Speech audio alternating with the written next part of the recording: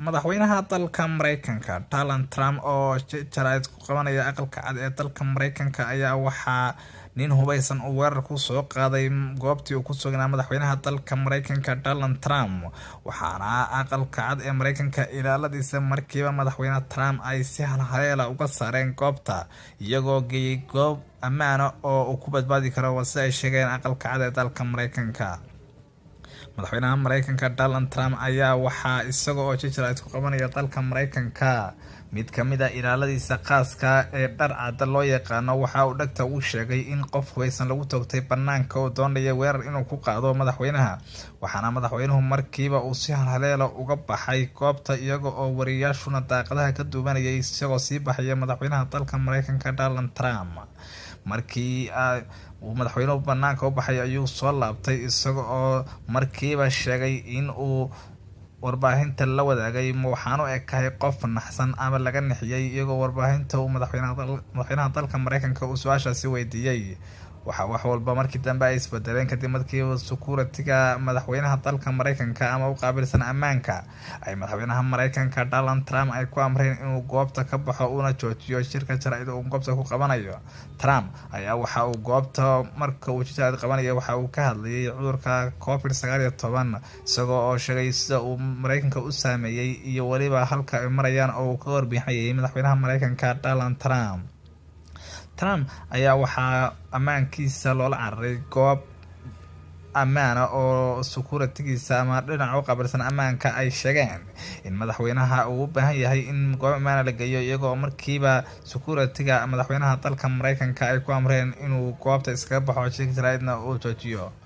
guddiga waa kooxda u qaabilsan dhar cad loo yaqaano oo warbaahinta kula hadlay dalka Mareykanka ayaa waxa ay sheegeen in ninkan weerarka soo qaaday uu diiday inuu joogsado waxaana goobtaasi ay ku toogteen sida ay sheegeen ilaalada madaxweynaha dalka Mareykanka Donald Trump.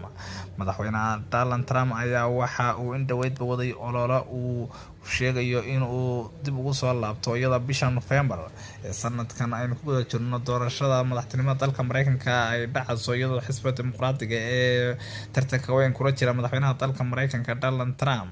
ay sheegeen in ay iyagu doonayaan inay madaxtinimada ku soo laabtaan waxaana madaxweynaha dalka Mareykanka Donald Trump uu horey u sheegay in natiijo kasta oo ka soo baxda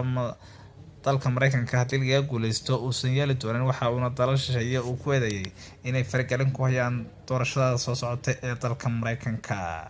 guud ahaan warbixintii gaarka ahayd ee aan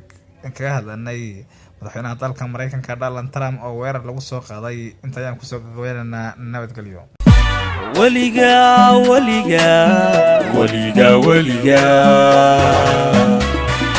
weliga canaantiyo iska daa colaado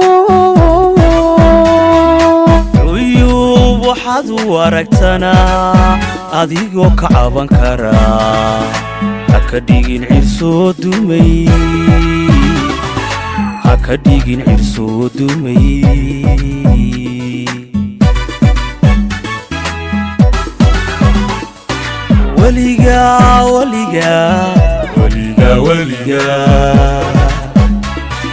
weliga canaantiyo iska daa colaado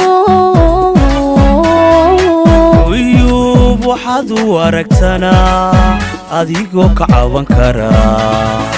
haka dhigin cirsoo dumay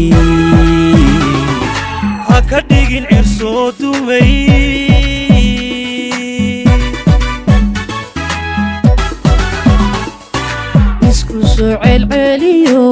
hasaluugin caalamkiyo wuxuu caadilkeeno cidda maalka haysiyo yaanu cuudku ku talin nin cimaamad baasli yaanu ciidanka